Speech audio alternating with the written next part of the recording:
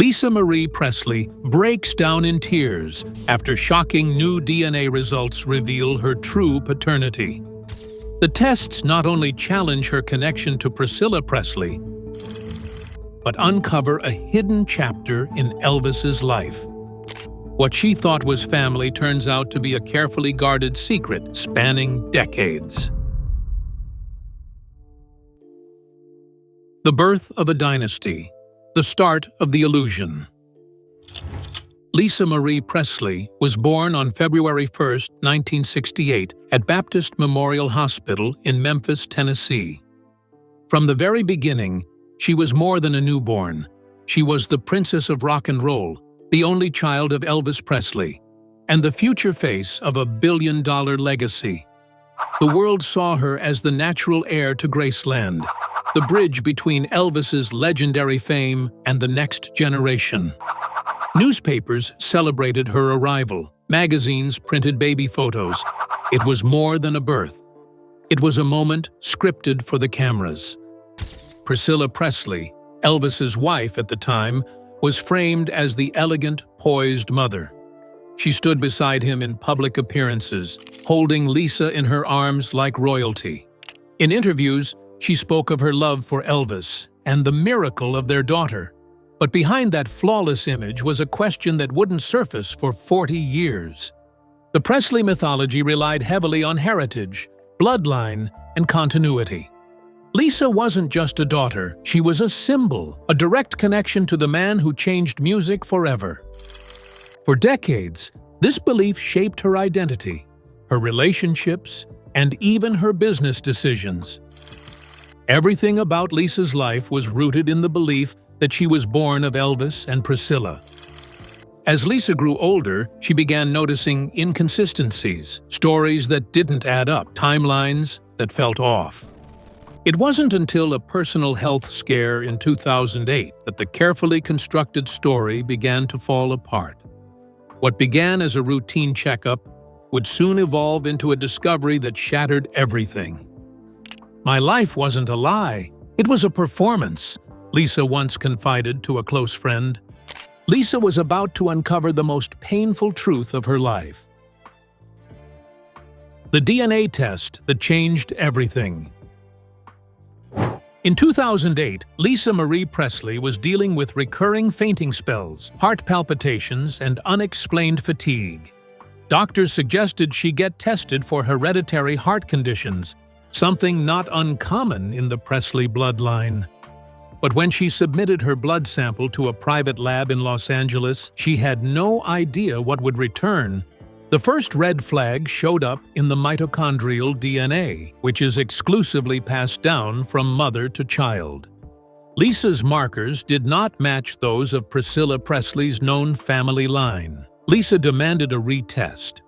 3 different labs, one in California, another in Texas, and one overseas in Switzerland, ran full analyses. A 0.000% match in the genetic regions where a mother-daughter relationship should have been absolute. Statistically, there was no biological link between Lisa and Priscilla. For Lisa, the news was more than a shock. It was a breakdown of reality.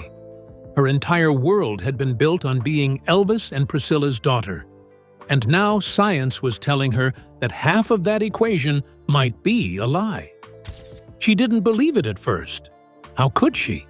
But science doesn't lie. She reread the reports, called the labs herself, even asked for in-person consultations. "Check it again. This can't be real." But each conversation confirmed the same brutal truth. Priscilla Presley was not her biological mother. "The numbers aren't just numbers," one geneticist told her. "They're your story, whether you like it or not." Digging through paper trails and sealed files.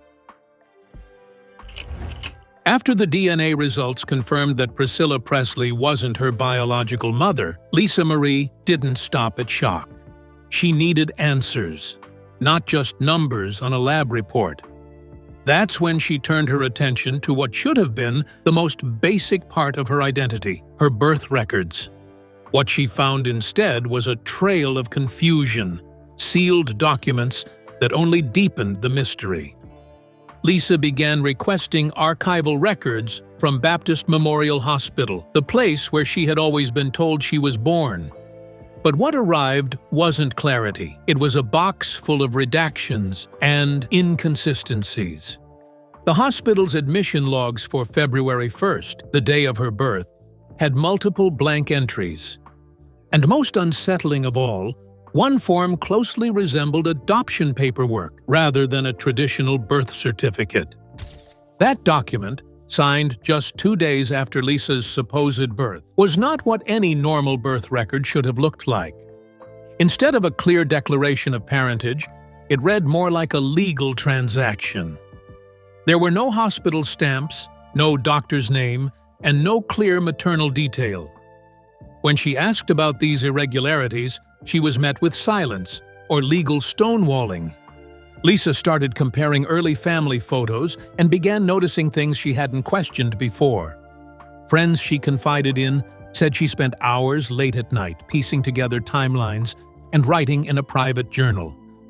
She scribbled questions like, why sealed files? Why lies in 1968? What is Priscilla hiding? Lisa also revisited old media interviews and noticed something she had overlooked. In various appearances, Priscilla had given conflicting stories about Lisa's birth. One time saying she was born in the early morning, another time saying she was born in the late afternoon, claiming it happened late at night. More than just paperwork and photos, it was the emotional betrayal that began to eat at her. If these records had been hidden, it meant someone close to her had worked to conceal the truth. Whether it was Priscilla, Elvis, or someone else in the Presley circle, Lisa felt like her life had been orchestrated by people she trusted most. Everything I thought I knew about myself is suddenly up for debate, she reportedly told a confidant. But one mystery soon gave way to another. If Priscilla wasn't her biological mother, then who was? That question took Lisa down a new path, one that led directly into the heart of Graceland in the late 1960s. One name began to appear again and again, but had since been erased from Presley history. Enter Lucy Dearbonnell, the shadow mother figure. Lisa's private investigation took a turn when the name Lucy Dearbonnell began surfacing in old records, photographs, and journal entries. Lucy wasn't just a stranger. She had been a staff assistant at Graceland in the late 1960s. Hired during a period when Elvis was frequently recording in Nashville and making films in Hollywood, Lucy lived on the property and reportedly developed a close bond with both Elvis and the household staff. But what stood out most to Lisa wasn't Lucy's job. It was the timing of her disappearance. Lucy's employment abruptly ended in March 1970, just 2 years after Lisa was born. After that, she virtually vanished from the public record. No interviews, no press, no forwarding address. Lisa discovered old photographs from 1967 that showed Lucy attending Graceland gatherings.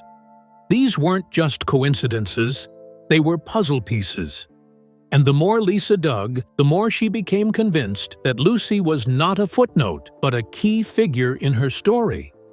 The real breakthrough came when Lisa obtained handwritten journal entries that once belonged to Lucy. Lucy wrote about carrying a burden of love and protecting him from ruin.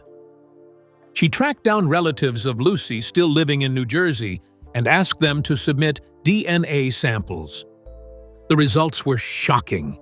A 98.7% probability of maternal connection. Unlike the flat 0% from Priscilla's side, this was undeniable. And more importantly, why was Lucy erased? Lisa began to understand that her entire public identity had been a carefully constructed image. Lucy's role, whatever it had been, had to be removed to maintain the fairy tale of Elvis and Priscilla as the perfect American couple. And now, Lisa couldn't help but ask, did her father know the truth all along? Elvis's role, architect or bystander? The deeper Lisa went, the harder it became to believe that Elvis Presley had been completely in the dark. She started looking at timelines, letters, receipts, and anything that might place Elvis in the center of the story. And what she found began to paint a haunting possibility. Not just that he knew, but that he might have been the one to orchestrate the cover-up. Elvis married Priscilla on May 1st, 1967. Lisa was born exactly 9 months later. For years, this timing had been framed as romantic. But now, it felt strategic. Lisa began to suspect that her parents' marriage may have been more about optics than love. She found financial documents showing that Vernon Presley, Elvis's father, had been making payments to Lucy beginning in mid-1967.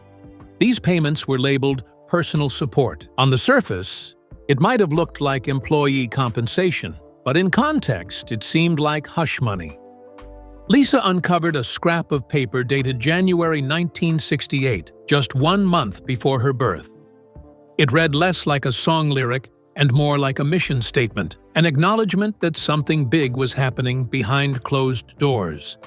Lisa later told a close friend, "As the evidence mounted, it became harder for Lisa to see her father as just a bystander. If he had known the truth, then every birthday, every interview, every family photo had been built on a lie. Whether he did it out of love, fear, or brand preservation, the result was the same. Lisa had been raised in a false reality. And yet, even with Elvis gone, one person remained who could answer everything. The woman Lisa had called Mom for nearly 5 decades.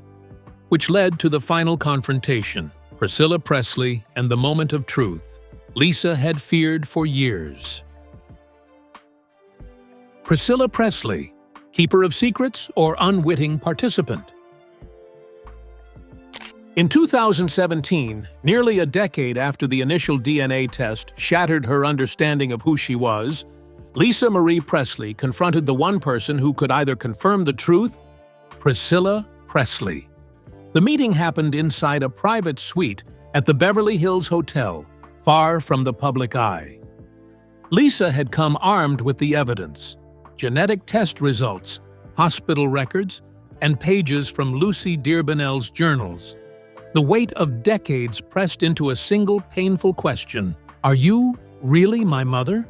Priscilla didn't deny it, but she didn't confirm it either. According to one insider present during the aftermath, her response was cryptic and emotional. "You're my daughter in every way that matters." The words were vague enough to protect her, but they did little to comfort Lisa. To her, it sounded like someone evading a confession, not offering a truth. This wasn't the first time Lisa had sensed inconsistencies. She had already gone back through old interviews Priscilla had given over the years. In one from the late 1970s, Priscilla described Lisa's birth as happening late at night. In another, she said it was early morning. These weren't just slips. They felt like fabricated details, as if she was reciting someone else's memory.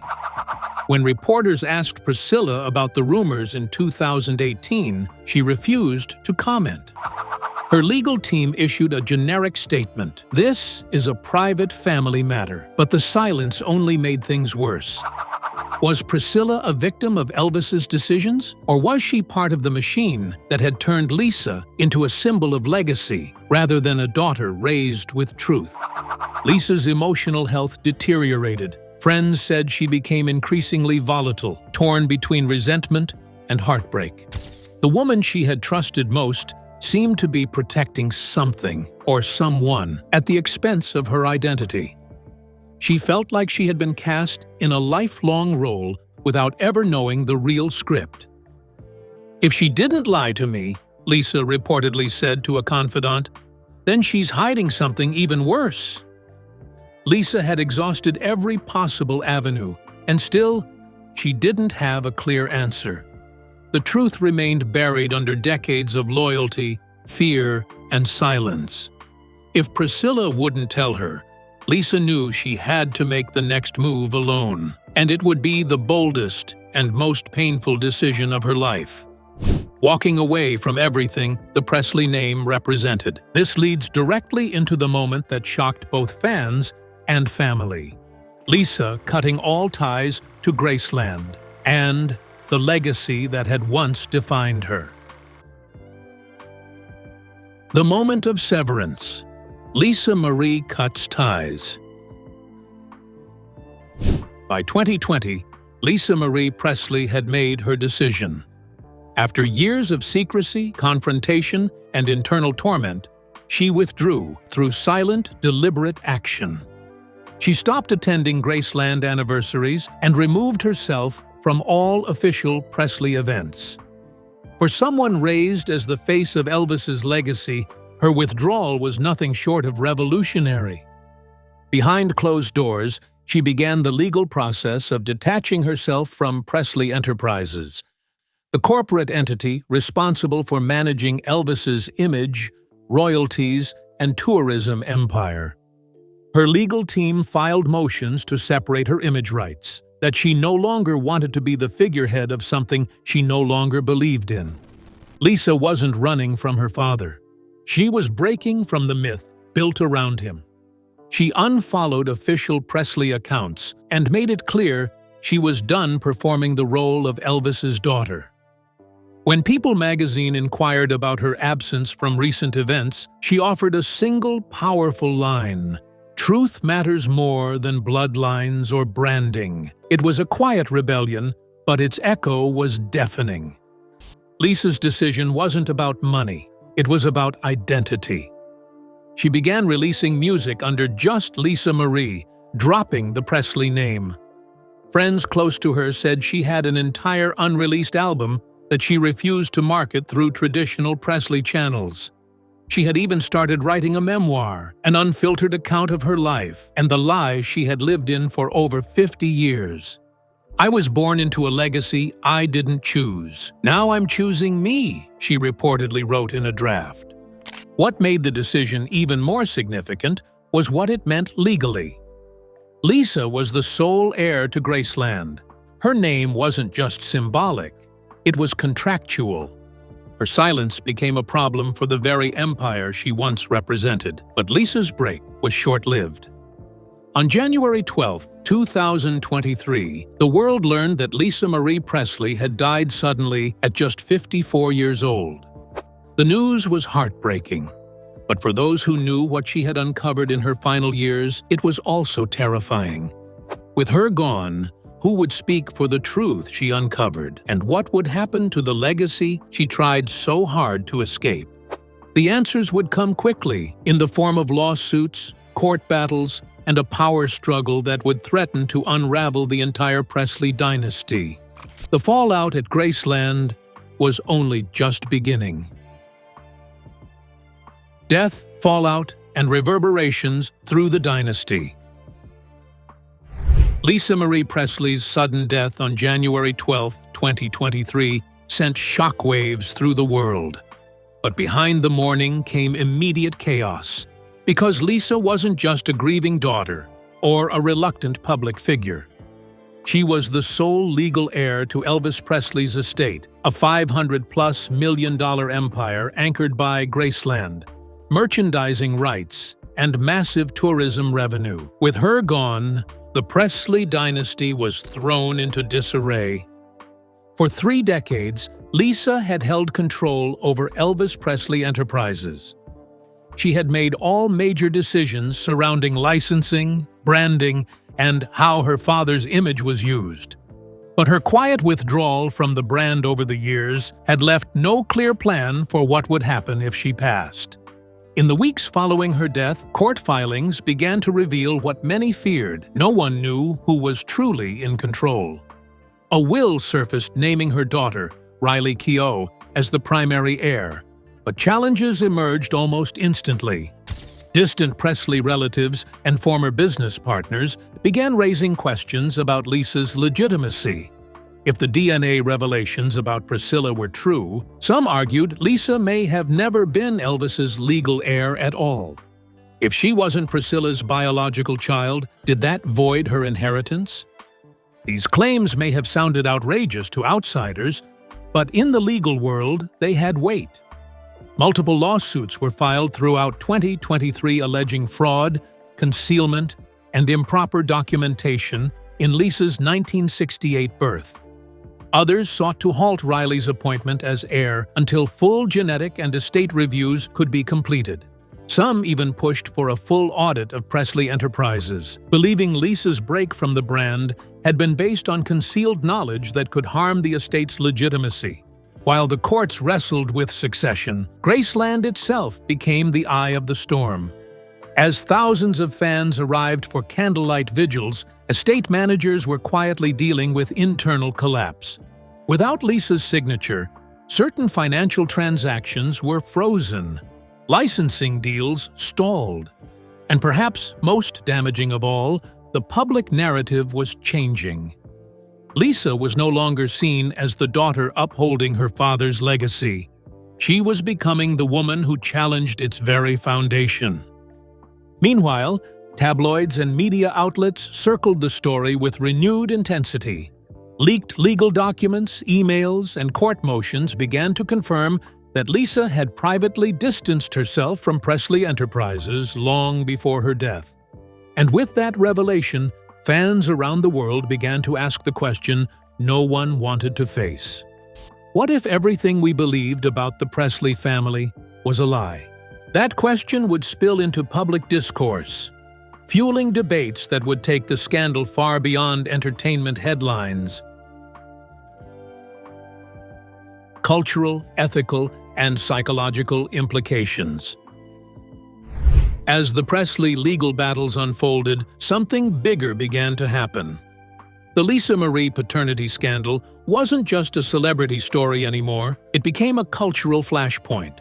People were no longer asking if Lisa was Elvis's daughter. They were asking what happens when the truth contradicts the myth. Ethicists began appearing on major news networks, questioning how society balances science with family history. If Lisa Marie had found peace with her real mother being someone else, why did the system still hinge so much on genetics and perception? And more importantly, how many other families, famous or not, were hiding secrets under the surface? For adoption rights advocates, Lisa became an accidental symbol. Her story exposed just how much power family myths can have, especially in high-profile legacies where image control is everything. Behind the Presley brand was a young woman who had spent her life living out a story someone else had written, only to find out it wasn't hers at all. Psychologists weighed in too, describing Lisa's unraveling as a textbook case of identity trauma. When someone learns the truth too late, and everything they know collapses. On social media, battle lines were drawn, and disrespecting her legacy. Hashtags like #DNA deception and #Presley scandal trended on platforms like Twitter and TikTok. What had once united Elvis fans for generations was now dividing them. "This isn't just a Presley problem," one CNN commentator said. "This is a human problem." What happens when everything you thought about your family turns out to be a carefully managed lie? And as the world argued, one truth remained unshakable. Lisa Marie was gone, and the questions she left behind were louder than ever. The unanswered questions, what we may never know. Even after all the DNA tests, documents, and confrontations, Lisa Marie Presley died without publicly confirming what she knew. The mystery surrounding her birth and her true maternal lineage was never resolved on the record. Privately, she told friends she believed Lucy Dearbonnell was her biological mother, but Lisa never released a public statement or filed legal claims to rewrite her birth certificate. Legal experts close to the family speculated about confidential settlements in the early 2020s. These alleged deals may have involved financial arrangements in exchange for non-disclosure, meant to protect the estate from collapse if the truth ever got out. Others say Lisa simply couldn't bear to destroy the image of her father. Even after all she had discovered, she still spoke about Elvis with reverence. Her songs often carried lyrics about love, loss, and being misunderstood, emotional landscapes that hinted at someone grappling with deep inner conflict. She wanted the truth, but she didn't want to torch the past. The truth she chased might have always been meant for herself, not the world. As for Priscilla, she has never made a definitive statement. In her final public remarks after Lisa's death, she spoke only of her grief. She never addressed the DNA findings. She never commented on Lucy. She never confirmed nor denied anything. Whether she is protecting herself, Elvis's legacy, or something even deeper, only she knows. If she carried the truth, she may now carry it to the grave. Lisa's unpublished memoir remains the last hope for answers. According to Riley Keough, the manuscript contains details my mother didn't feel ready to share. Whether the book will confirm Lucy's identity or expose a cover-up spanning decades is unknown. Lisa Marie Presley spent her final years not as a Presley, but as a woman chasing a stolen identity. She died with questions still echoing. Who was her real mother? Did Elvis know? What if everything she had lived through had been based on a decision made in silence, never meant to be uncovered? In the end, Lisa's legacy isn't just about Graceland or gold records. It's about one woman's fight for truth in a family built on illusion. A woman who refused to live under someone else's story, no matter how famous that story was. Lisa Marie Presley spent her life in the shadow of a legend, only to discover that even her identity was part of the performance. In the end, the truth she uncovered came at a heartbreaking cost. Her story leaves behind one haunting question: how do you live when your past was never real?